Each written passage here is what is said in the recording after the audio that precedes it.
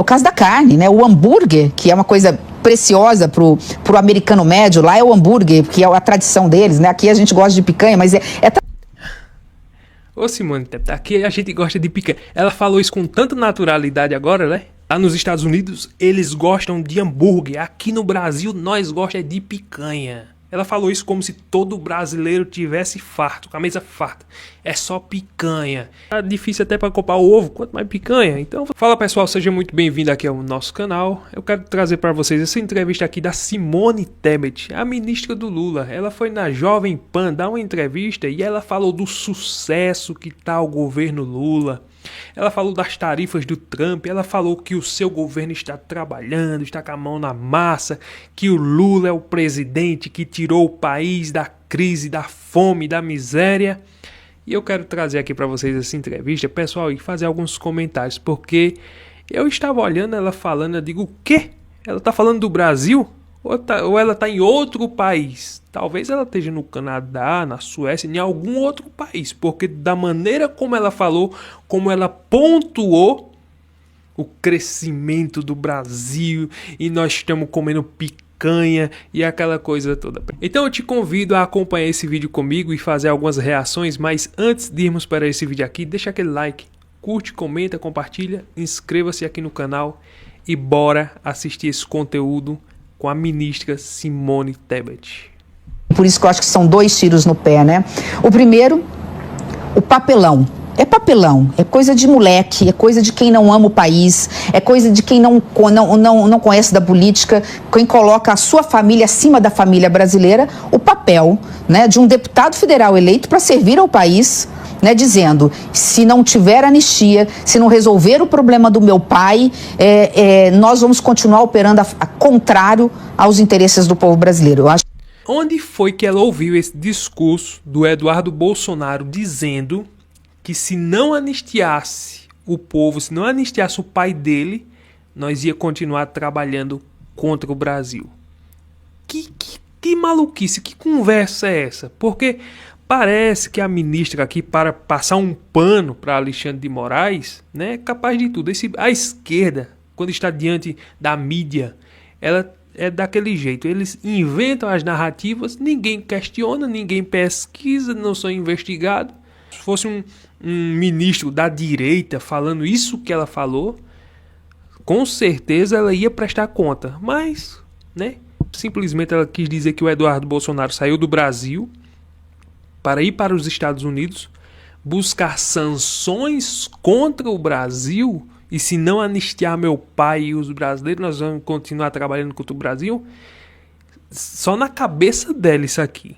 Porque, de fato, o Eduardo Bolsonaro, quando saiu daqui, ele saiu determinado a buscar sanções contra Alexandre de Moraes. Isso está muito claro. Então ela vem com essa conversinha aqui para dizer, não, veja bem, que a culpa é de Bolsonaro e do Eduardo Bolsonaro, né? No momento da crise, no momento da situação difícil, esse governo fala um monte de bobagem, de besteira contra o dólar, contra o Trump, mas a culpa é do Eduardo Bolsonaro, que foi buscar sanções contra o Brasil. E se eles não resolver o problema do meu pai, eu vou continuar trabalhando contra o Brasil. Foi isso que ela quis dizer. Ela deveria ter pelo menos o bom senso, ter vergonha de não mentir em uma entrevista, porque foi exatamente isso que ela fez. Que isso sobra discussão política e ideológica de um lado, né, onde eles citam que o Brasil não pode virar uma Cuba, uma Venezuela, como se o PT estivesse governando pela primeira vez o Brasil, né, já estão 5 mandatos no poder. Por isso que o Brasil não cresce, né? 5 mandatos no poder, né? E é isso mesmo que nós diz direto. O Brasil, se continuar no ritmo que está com a esquerda, ela está a um passo de virar uma Venezuela, de virar uma Cuba. Só é olhar a ideologia do Lula e com quem ele está se alinhando. Não precisa muita coisa para nós descobrir isso. É claro que é uma cadeia, aos poucos, não é de uma hora para outra que vira, mas quem foi que disse que a Venezuela virou uma Venezuela do jeito que está hoje, de uma hora para outra? Não. O Chaves era igual o Lula. Era benefício no tempo do petróleo que, né, A Venezuela era muito rica na questão do petróleo, a democracia era vibrante, o Chávez com aqueles auxílios ganhou o povo, ficou popular. Depois que o Chávez morreu, que o Maduro assumiu, o Maduro ainda continuou nessa questão de ser o pai dos pobres da Venezuela. Mas olha a situação que entrou agora a Venezuela. Se deixar do jeito que está com Lula, aí vamos supor que Lula passa o bastão para outro esquerdista, aí outro esquerdista passa 8 anos, e supondo que nesses 8 anos, se não virar uma brazuela, aí passa para outro esquerdista. Você acha que vai acontecer o quê com a educação daqui? Já pensou? As faculdades de hoje em dia, as escolas de hoje em dia já têm uma ideologia, professores tudo com aquela mentalidade de esquerda. Já pensou 8 anos? E é um perigo, na minha concepção, né? Ela fala que não vai virar Cuba, não vai virar Venezuela, mas veja só, Lula coloca 2 ministros, aí próximo mandato mais 2, aí Lula, depois desses mandatos dele, passa para outro esquerdista, passa mais 8 anos, onde ele vai colocar mais ministros, ou seja, ele vai aparelhar tudo. Então quem foi que disse que para virar uma Cuba ou uma Venezuela é de uma hora para outra, em 4 anos? Não é em 4 anos. Aos poucos eles vão no passinho do gato, porque o Lula é paciente. O Lula é devagarzinho, ele sabe que ele vai morrer e não vai transformar o Brasil em uma ditadura, mas ele não tem aperreio. A história vai ficar e outros vão dar continuidade se nós não tirarmos essa esquerda. Eu nunca vi um país desenvolvido, um país muito rico, abundante, onde as pessoas prosperaram e cresceram com o domínio da esquerda. Eu nunca vi, não conheço esse país. Não conheço. Ah, não, mas a China. Não, mas peraí, a China ali é um comunismo, né? Que eu não vou nem entrar nesse assunto. A China é um comunismo, onde o Xi Jinping é quem impera. Mas qual é a liberdade de expressão que tem lá? Qual é o oponente político que tem para concorrer com o Xi Jinping? Não existe. Se levantar um no outro dia, tá debaixo de 7 palmos. Então, essa conversinha que ela vem aqui, né, para dizer para as pessoas, vejam bem, pessoal, nós somos da democracia. Aqui não vai virar Venezuela não, nem Cuba não. Aqui é só uma brazuela, é questão de tempo só. Só é deixar o PT dominar, que futuramente, infelizmente, nós vemos isso acontecer. Então não pode justificar, isso não é justificativa. A democracia no Brasil é um fato, a imprensa é livre. Você me pergunta o que quer, eu respondo o que quer. Essa narrativazinha aqui de que a imprensa é livre, eu tenho que concordar com ela que, entre aspas, ela é livre sim. Por enquanto que a tirania não toma de conta. Mas ela já deu vislumbre, a tirania já deu um vislumbre de como é que as coisas têm que se seguir. As eleições passadas foram claramente um sinal de que, eu posso censurar essa rede de TV. A Jovem Pan foi o sinal mais claro que eu vi, né? Ela falou de liberdade de imprensa, mas censurar um canal para não poder falar contra o presidente dela é inacreditável. Quantos perfis foram derrubados, quantas pessoas foram caladas, quantas multas foram pagas, quantos tiveram que remover os seus conteúdos, quantos tiveram que desdizer o que disse, ainda que fosse verdade. Então, falar de imprensa livre, né? Eu não acredito nessa ideia. A imprensa é livre desde que fale o que eles quiserem. Então, se a imprensa é livre, você é livre para falar de tudo. Agora você só não pode falar, por exemplo, daquelas caixas mágicas. Se eu fizer um vídeo aqui no canal falando daquelas caixinhas mágicas, com certeza o YouTube vai derrubar, ou se vamos supor que viralize, eu sofreria um processo. Então não tem nada de livre. Tem nada de livre. Essa liberdade de expressão não existe mais. É só um faz de conta. E você vê, eles querem regular as redes sociais. E eu sou a favor, sim, de que crianças não devam assistir de tudo, tá tudo liberado. Não pode ser um campo sem lei no sentido de que uma criança pode ver coisas de um adulto. Não, mas espera aí.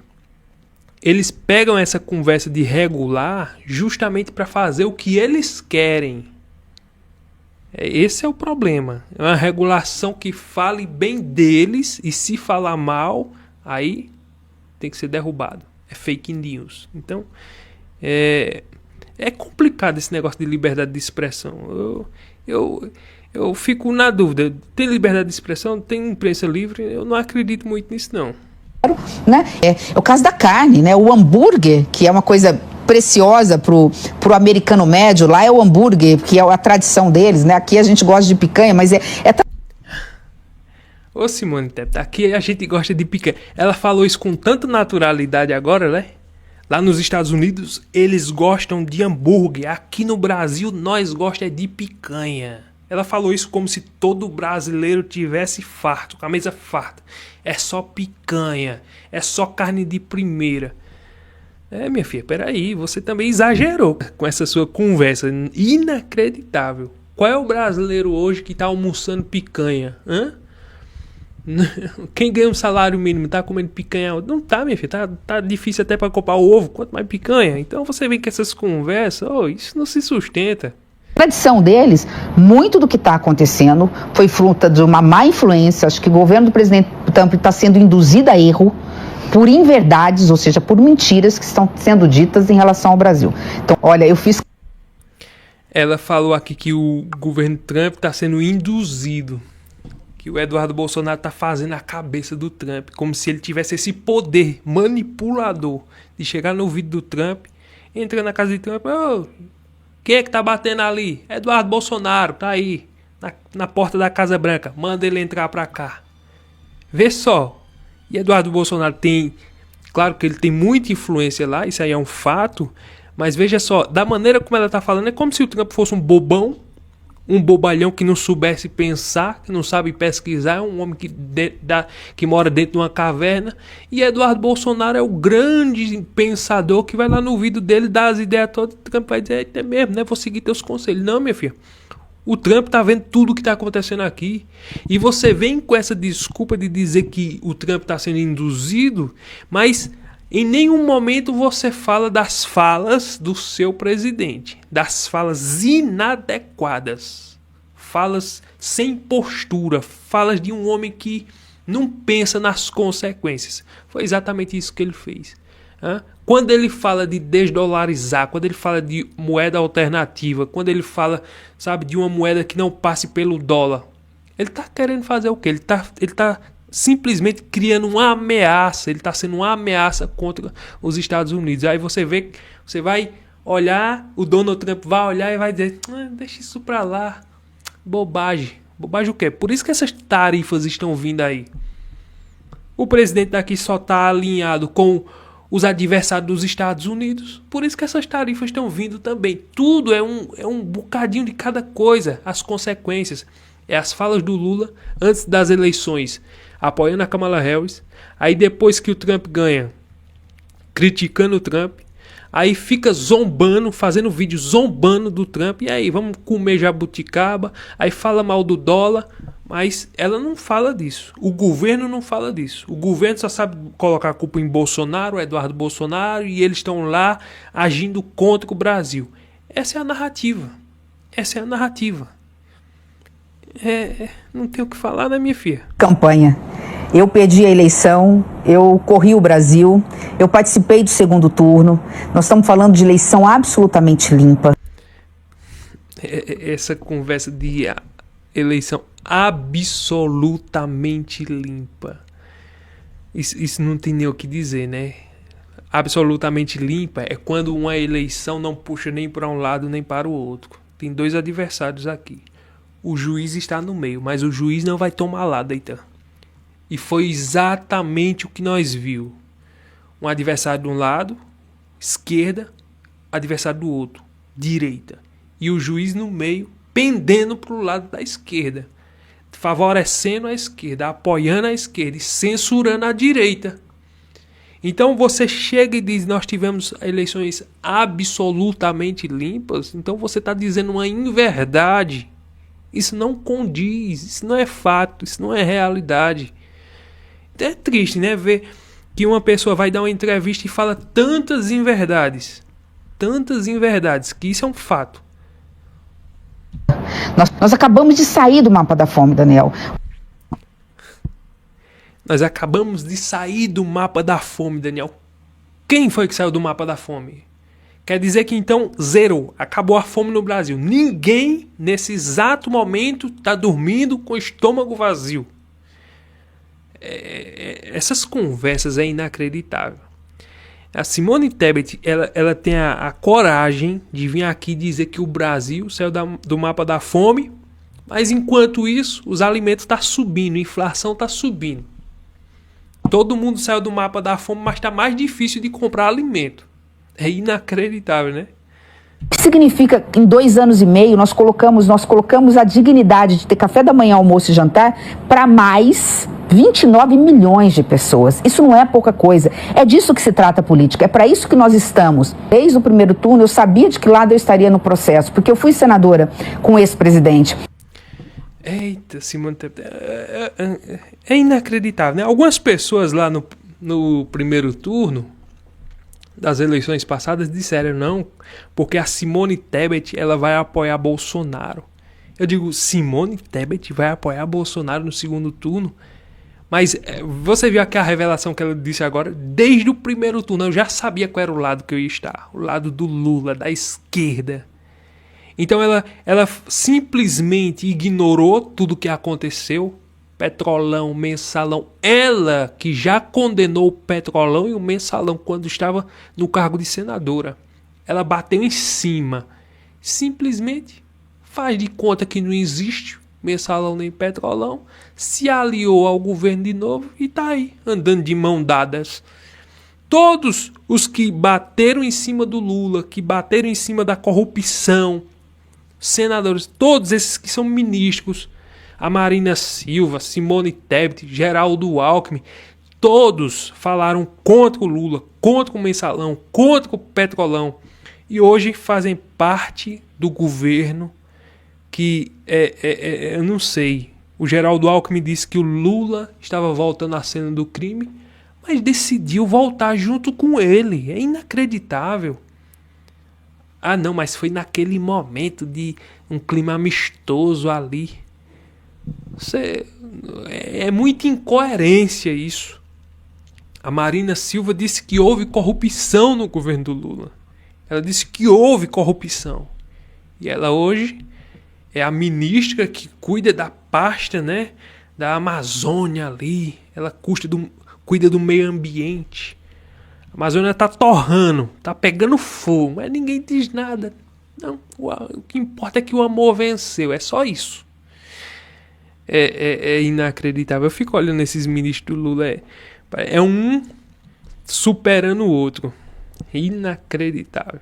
Então era esse vídeo que eu queria trazer para vocês. Apenas alguns comentários nessa entrevista que ela deu na Jovem Pan, que falou mais em verdades do que verdades. Ou seja, falou mentiras. Que o fato é esse, ela falou mentiras aí. E é triste e é lamentável. Então, pessoal, antes de sair do vídeo, não esquece, deixa aquele like, curte, comenta, compartilha, inscreva-se. Até o próximo vídeo, se Deus permitir.